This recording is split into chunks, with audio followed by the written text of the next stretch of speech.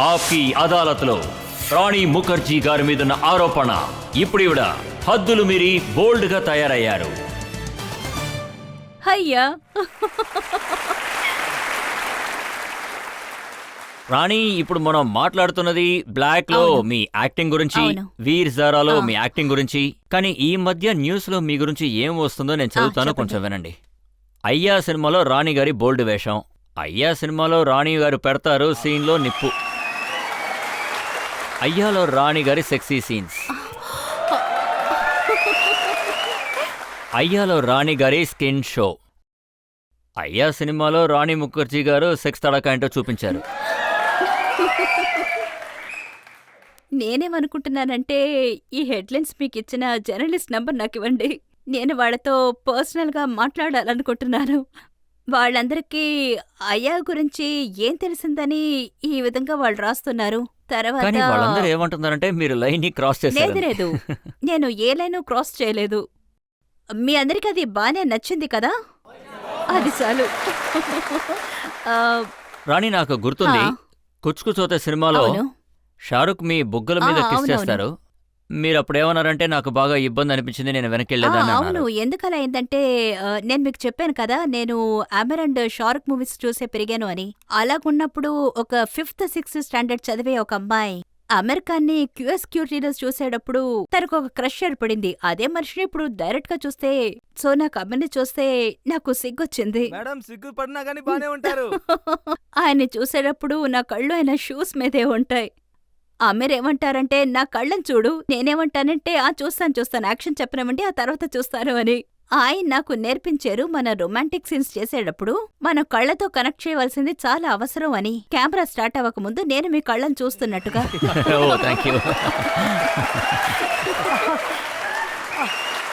So Shahrukh తో కూడా ఇలాగే జరిగింది. ఆ సాంగ్ కుచ్ కుచ్ హోతాలో तेरी याद न में तुझे याद न मेरी आए किसी से अब क्या कहना. ఒకవైపు కాజోల్ ఏడుస్తున్నారు, అప్పుడు ఆవిడ ట్యాప్ ఓపెన్ లో ఉంది. ఇంకోవైపు నేను షారుఖ్ రొమాన్స్ చేస్తున్నాం. షారుఖ్ ఇప్పుడు నన్ను కిస్ చేయడానికి వచ్చారు. నేను ఇలాగా స్లోగా మూవ్ అవుతూ ఉన్నాను. నాకేమనిపించిందంటే షారుఖ్ మన బుగ్గ మీద కిస్ చేస్తారా, అయ్యో బాబోయ్. ఆ తర్వాత నేను పెద్దదాన్నయ్యాను, 17 years తర్వాత పర్వాలేదు. ఆ తర్వాత ఏమనిపించిందంటే ఇప్పుడు నేను పెద్దదాన్నయ్యాను, కిస్ చేయనివ్వండి పర్వాలేదు అని. బుగ్గ మీద కిస్ చేయడం వల్ల ఏమవుతుంది?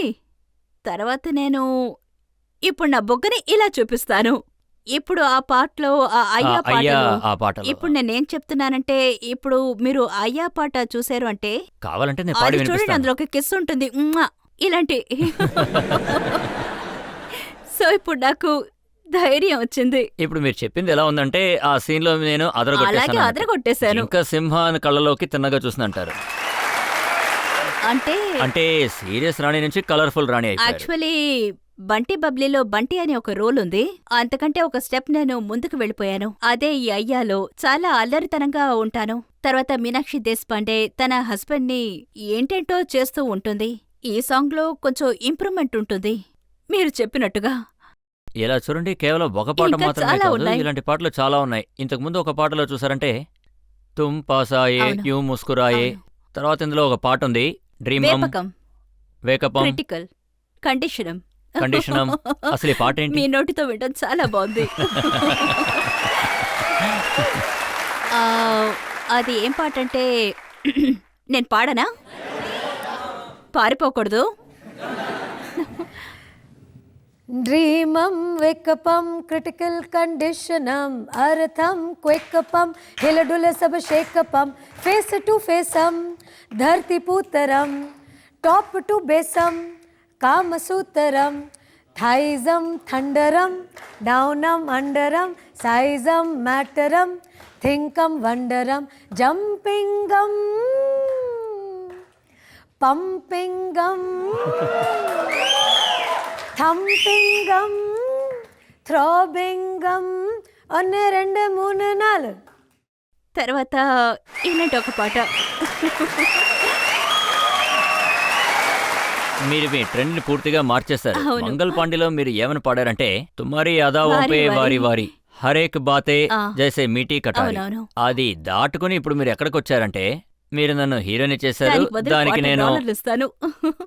యాక్చువల్లీ ఇది మీనాక్షి దేశపాండే ఆస్పిరేషన్. తను హీరోయిన్ అవ్వాలని చాలా ఆశపడుతుంది. జూహీ, మాధురి, శ్రీదేవి వీళ్ళలాగా అవ్వాలని చాలా ఆశపడుతుంది. తర్వాత తనకు తానే అలాగవ్వాలని చాలా కోరుకుంటుంది. తర్వాత హీరోయిన్ అవ్వాలని అనుకుంటుంది. ఇప్పుడు హీరోయిన్స్ ఎలా ఉంటారో ఆ విధంగా. సో తను ప్రే చేస్తుంది, నన్ను హీరోయిన్ చేయండి, $250 ఇస్తాను అని అంటే ఆ మీరు పాటలో. అంటే కళ పేరు చెప్పి మీరు 3 ఐటమ్ నంబర్స్ చేసేసారు. నా అవునా? సినిమాలో, నా ఫిల్మ్లో నేను డాన్స్ ఆడాను. అండ్ మీనాక్షి దేశపాండే సినిమాలో చూసారంటే తనొక ఐటమ్, పాట ఐటమ్ కాదు. ఇది ఎలాంటి ఒక క్యారెక్టర్ అంటే మీరు అంకుల్స్ ని కూడా ఎగతాళి చేశారు. అందులో మ్. మీరు ఏమన్నారంటే మ్. చెట్టుకి ముందు బచ్చన్, చెట్టు వెనక రేఖ లేదు అన్నారు. లేదు, ఇందులో వేళకోళం చేయడానికి ఏమీ లేదు. అందులో ఏది నార్మల్ కాదు, అంతా ఫేకే. మీరు చూసేదంతా అందులో అమ్మ ఫేక్, నాన్న ఫేక్, బ్రదర్ ఫేక్, ఫ్రెండ్స్ కూడా ఫేక్. అందులో అన్ని ఫేక్. రొమాన్స్ చూసారంటే అందులో అది కూడా ఫేక్. పాటలు కూడా ఫేకే. కానీ సో మీరు ఇది ఫేక్ గానే తీసుకోవాలి. కానీ మిమ్మల్ని ఈ బోల్డ్ రూపంలో చూసిన తర్వాత మీ అమ్మగారు ఆవిడేమన్నారు? వాళ్ళన్నారు, আইয়া ওরে বাবা কি হচ্ছে, কি ভালো, দুর্দান্ত, ফাটাফাটি। నేనేం మమ్మీ గురించి విన్నానంటే ఒక ఇంట్రెస్టింగ్ అయిన విషయం నేను చెప్తాను. నాకున్న పెద్ద ఫ్యాన్ మా మమ్మీయే. అంటే మా అమ్మ నన్ను ఎంతగా లైక్ చేస్తారంటే, అంటే అందరు అమ్మలు వాళ్ళ పిల్లల్ని లైక్ చేస్తారనుకోండి, కానీ మమ్మీ నన్ను మాత్రమే లైక్ చేస్తారు. అంటే ఇంట్లో ఎప్పుడైనా ఏదైనా డిస్కషన్ వస్తే, ఏదైనా ఫిలిం వచ్చినా, ఏదైనా హీరోయిన్ ఫిలిం వచ్చినా మా మమ్మీకి అస్సలు నచ్చనే నచ్చదు. ఆవిడికి నేను మాత్రమే ఇష్టం, అది నాకు చాలా ఇష్టం. ఎవరికి నచ్చుతుందో లేదో అమ్మకి చాలా నచ్చుతుంది. రాణి, మీ మాటలు విన్న తర్వాత, వీళ్ళందరి కేకలు విన్న తర్వాత నాకేమనిపిస్తుందంటే ఖచ్చితంగా అందరూ ఆ సినిమా చూస్తారు. అలాగే నేను మీకు ఒకటి చెప్తున్నాను, ఈ సినిమా ఖచ్చితంగా నేను చూస్తాను.